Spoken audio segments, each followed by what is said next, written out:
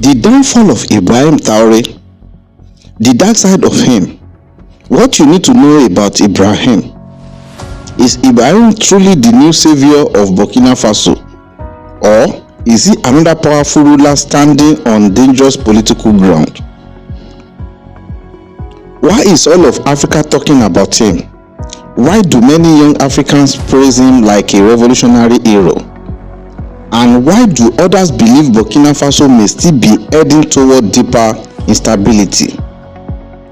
From the ancient Mossi Kingdom to French colonial rule, from the country once called Upper Volta to the modern state now known as Burkina Faso. This is not just the story of one man. This is the story of kingdom, the story of war, the story of colonialism, the story of revolution, the story of betrayal, the story of corruption, the story of terrorism, and the story of one of the most controversial leaders in modern Africa. In this documentary, we will answer the questions that matter most. When was Burkina Faso created? Who can truly be called its founder? Is Burkina Faso an Islamic country? Who were all its rulers from independence to the present day? What wars and battles shaped the country? Who is Ibrahim Traoré? What is the dark side of his rise? And can he truly save Burkina Faso? Or will history consume him like so many before him? This is the complete history of Burkina Faso. Welcome to Arole Olodumare on YouTube and TikTok, where we uncover the world's deepest secrets. Long before the name Burkina Faso ever existed, before colonial borders, before presidents, before military coups, this land was already rich with history. For thousands of years, human communities lived in the region now known as Burkina Faso.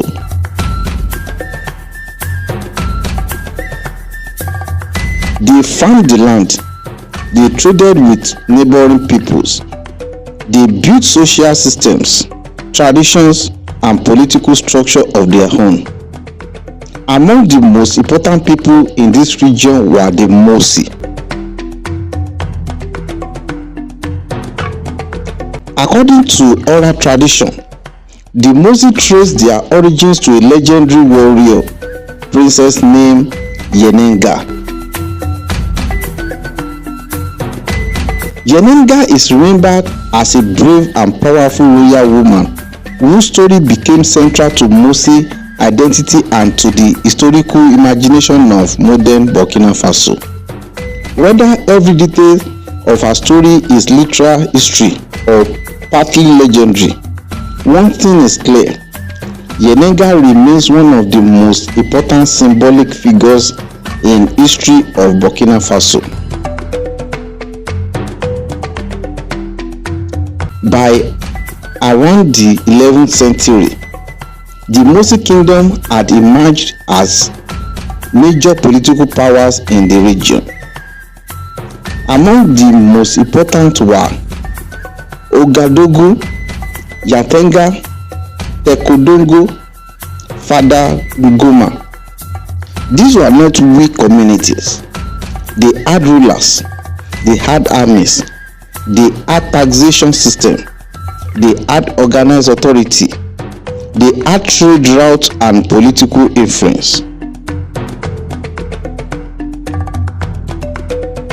For centuries, the Mossi Kingdom stood among the strongest power in West Africa. The Mossi Kingdom did not survive by accident. They fought, they defended their land, they protected their power, and they resisted outside domination.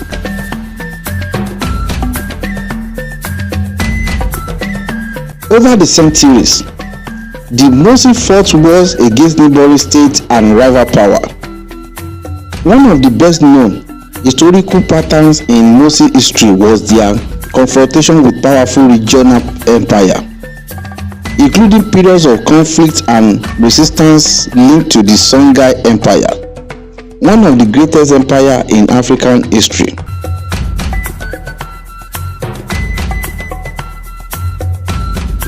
Not every ancient battle survives in complete written detail, but the larger historical picture is clear. The peoples of this region fought repeatedly to defend territory, identity, and political power. That warrior tradition will remain a defining part of the region's political character for centuries.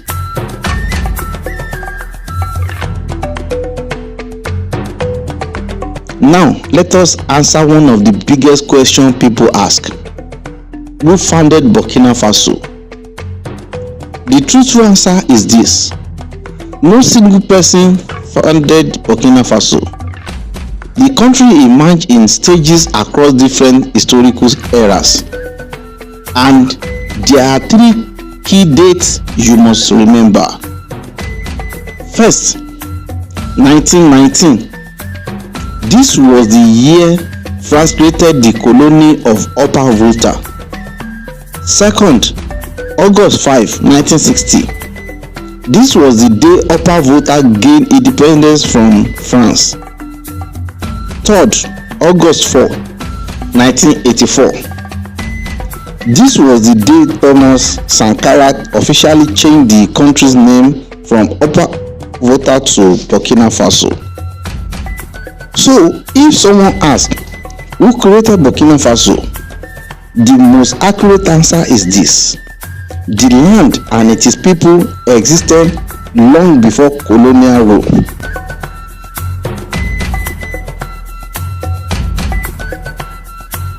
France created the colonial territory known as Upper Volta in 1919. The independent state began in 1960. And the name Burkina Faso was officially adopted in 1984 under Thomas Sankara. And that name is deeply meaningful. Burkina Faso is commonly understood as land of upright people. It was meant to symbolize dignity, integrity, and national pride.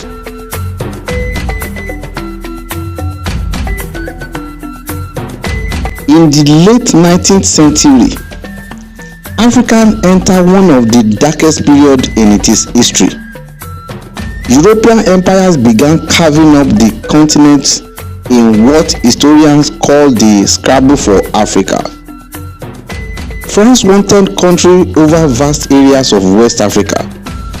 Eventually, French forces moved into the territory that would later become Burkina Faso.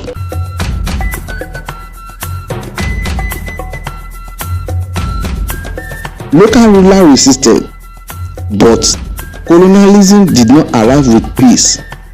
It came with force, it came with weapons, it came with conquest, and it came with the intention of domination. The French imposed colonial rule. Traditional rulers lost much of their authority. Taxes were introduced. Colonial administration expanded, and French became the language of official government. Then, in 1919, France formally created the colony of Upper Volta. That colonial territory is the direct political ancestor of the modern state of Burkina Faso.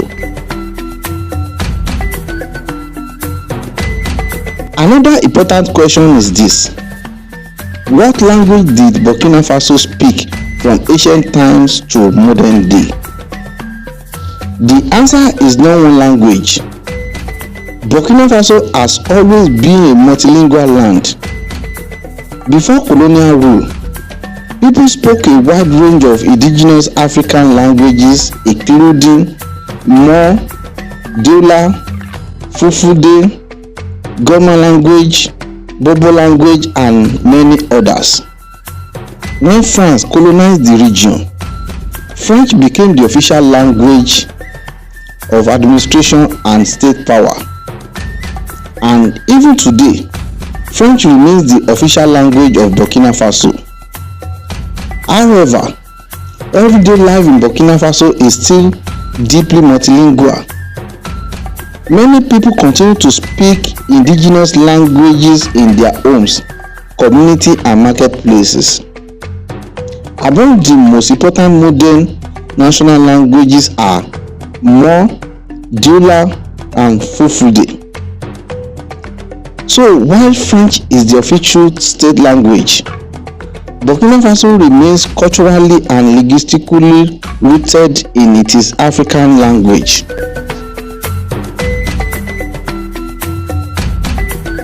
After the Second World War, the spirit of independence spread across Africa.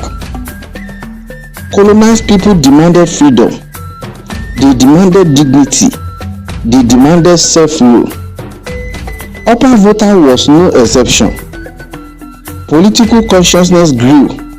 Local leaders demanded autonomy. Pressure mounted against colonial rule. And finally, on August 5, 1960, Upper Volta became independent.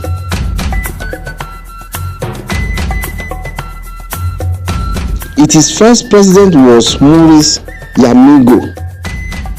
For many citizens, independence was supposed to be the beginning of a new future. A future of African self-government, a future of dignity, and a future of development and justice. But independence alone could not solve the country's deeper political and economic problems. And in Burkina Faso, those problems will continue for decades.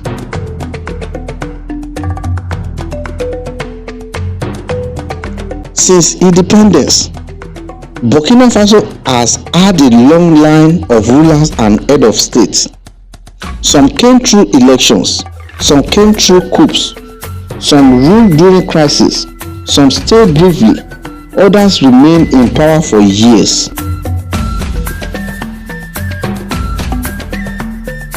Let us go through them clearly. Maurice Yamigo ruled from 1960 to 1966, the first president after independence. Sangouli Lamizana, he ruled between 1966 to 1980.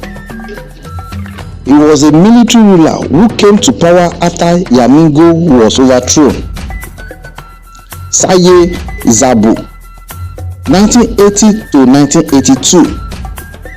John Baptiste Ouedraogo, 1982 to 1983. Thomas Sankara, 1983 to 1987. Blaise Compaoré, 1987 to 2014. Michael Kafando, 2014 to 2015. Gilbert Dedere, 2015 alone. Rochma Christian Kabore, 2015 to 2022. Paul Henry Sandaogo Damiba, he ruled between January 2022 to September 2022. And finally, Ibrahim Traoré, he ruled between 2022 to the present day. This list alone tells a powerful story.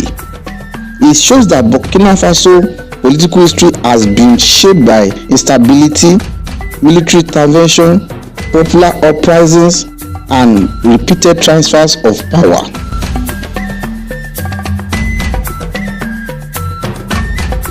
In 1983, a young military officer named Thomas Sankara came to power. He was charismatic, he was bold, he was anti-corruption, and he believed Africans should rely on itself rather than foreign powers. Then came one of the most important moments in the country's history. On August 4, 1984, Sankara changed the name of the country from Upper Volta to Burkina Faso. This was more than a name change. It was a political statement, a cultural statement, and a revolutionary statement.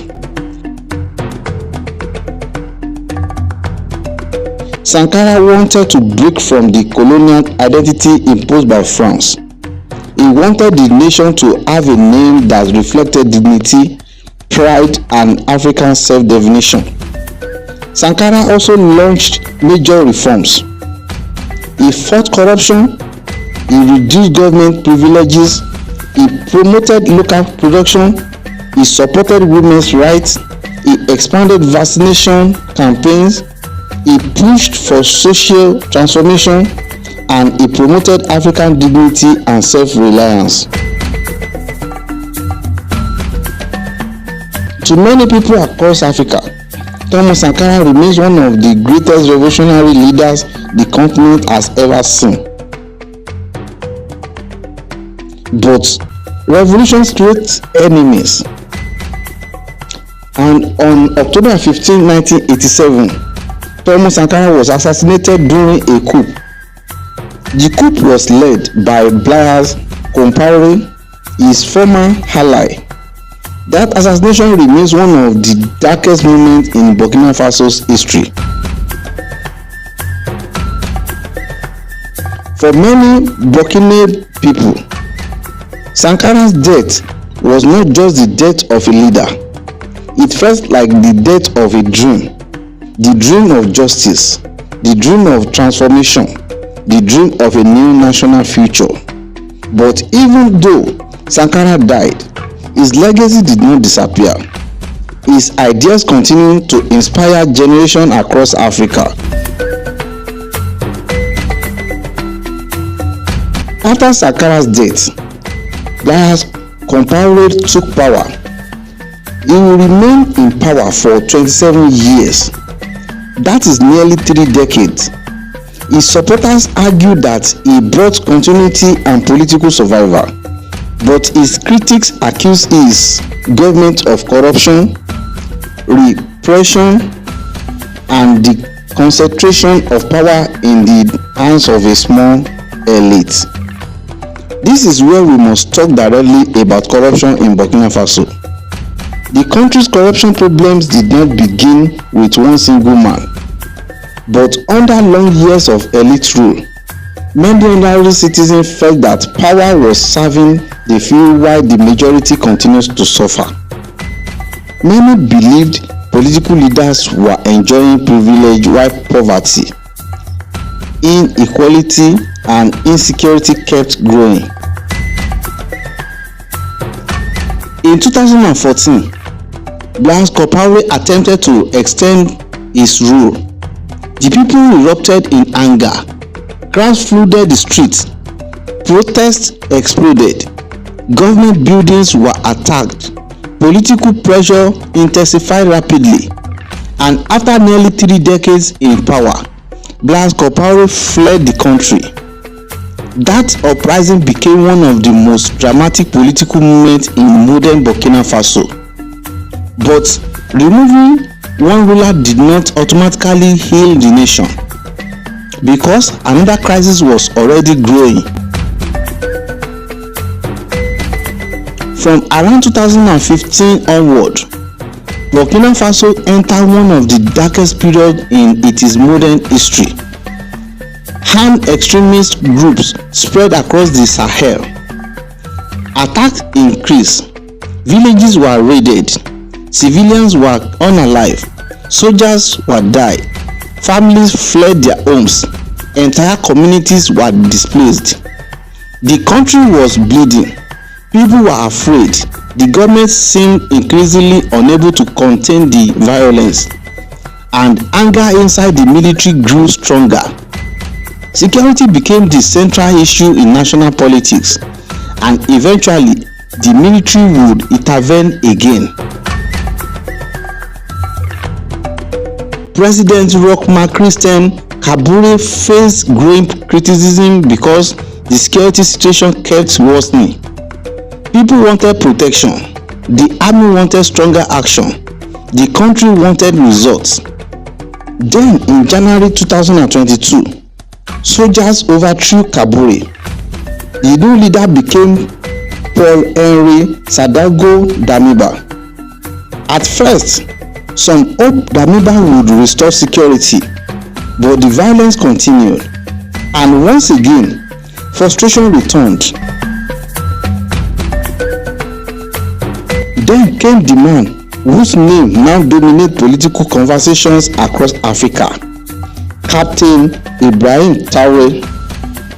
On September 30th, 2022, Traoré removed Amiba from power in another military coup.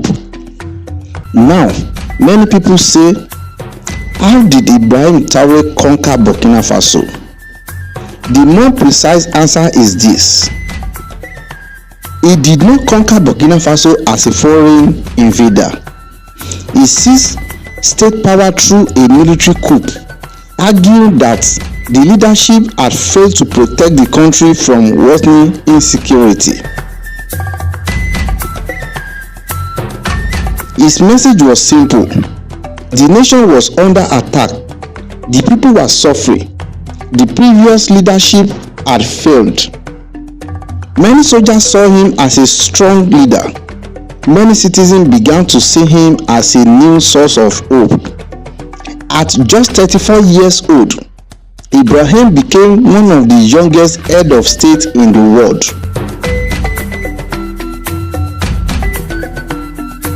Some people ask, who exactly is Ibrahim Traoré?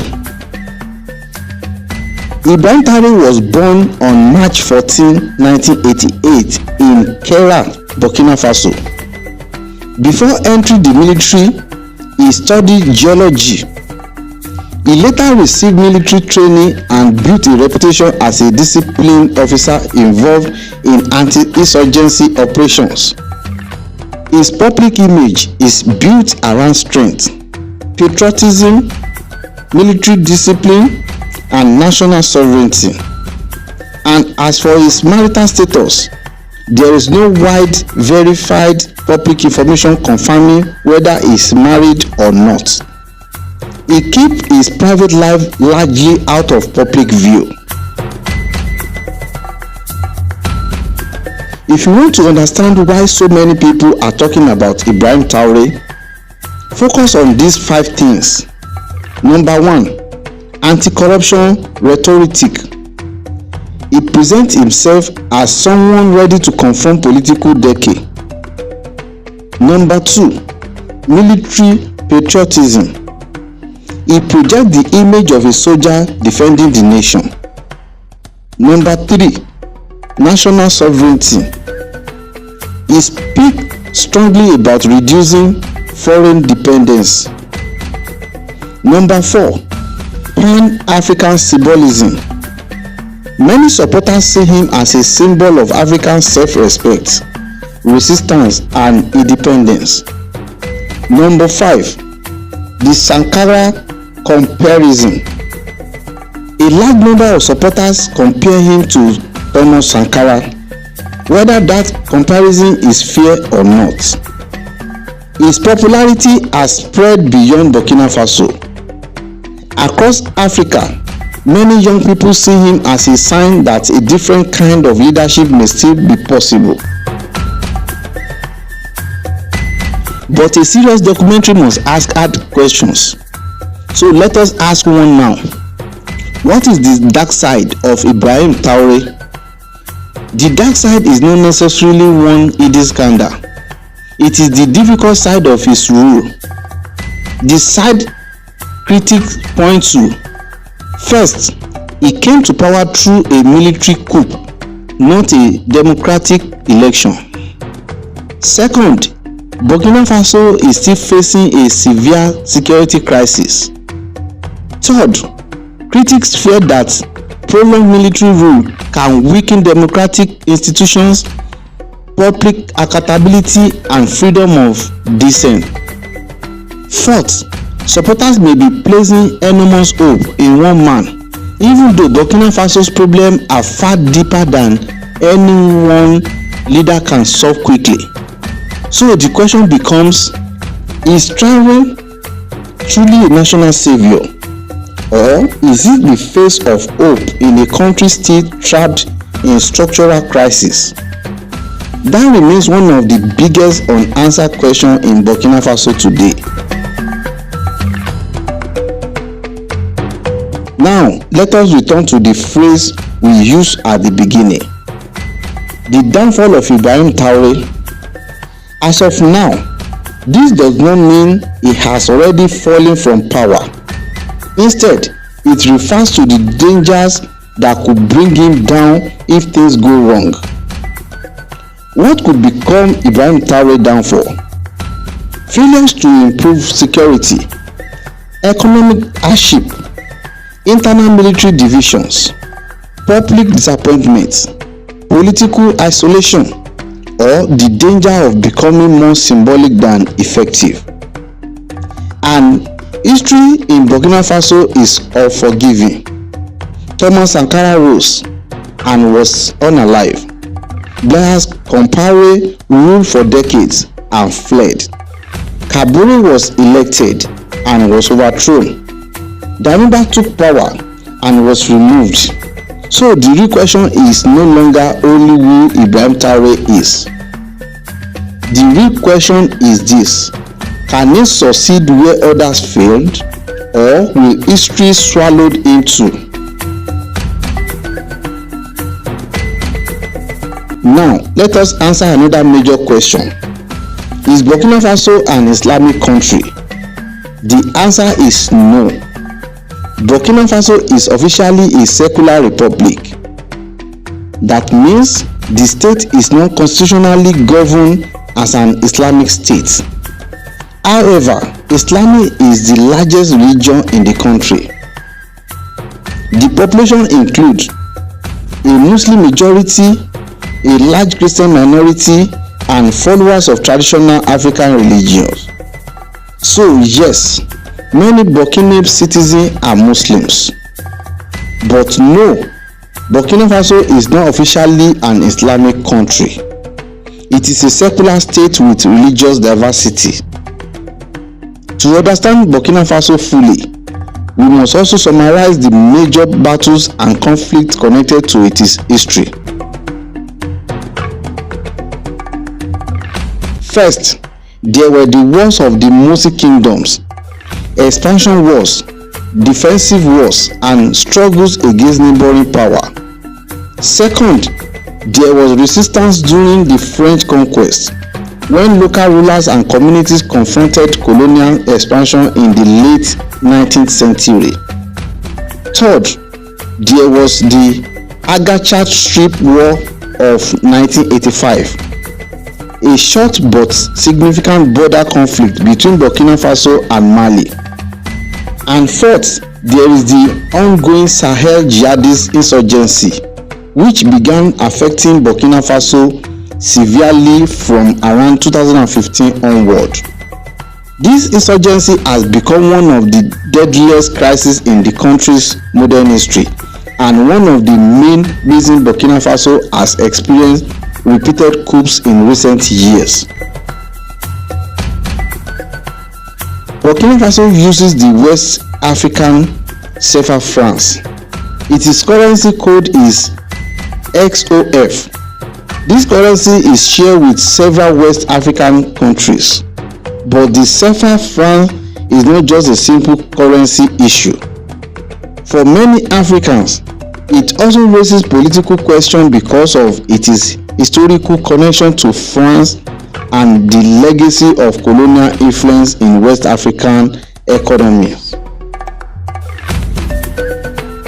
So where does Burkina Faso stand today? It stands at a crossroad. It's a country with a proud history, a country with resilient people, a country with deep cultural identity, but it is also a country still battling insecurity, economic hardship, displacement, and political uncertainty. Burkina Faso is not only fighting armed groups, it is fighting for stability, it is fighting for dignity, it is fighting for sovereignty, and in many ways, it is still fighting to define its own future.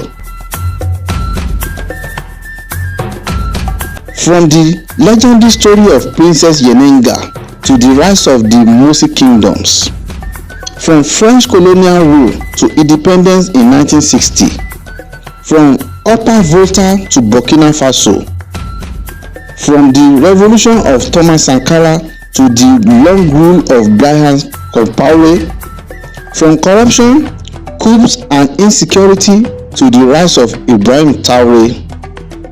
The story of Burkina Faso is not a simple story. It is a story of struggle, a story of pain, a story of courage, a story of betrayal, and a story of hope. It is the story of a people who have repeatedly fought to define their own destiny.